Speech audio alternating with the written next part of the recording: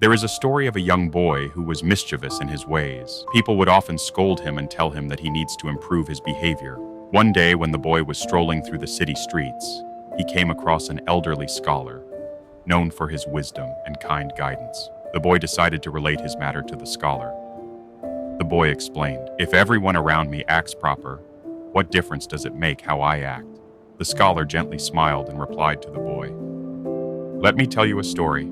And so he began. There was once a king who wished to make a large banquet.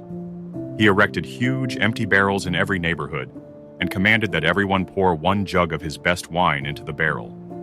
Now, the residents of one area considered the king's command a harsh decree. Each man thought to himself, "If everyone else brings jugs of wine, no one will ever know that I poured water into the barrel." And so all the men came to the town square and poured in their jugs. In the morning, the barrel overflowed with water, even though there were indeed some who had poured wine, but no one could tell. When the king learned about this, he punished them severely.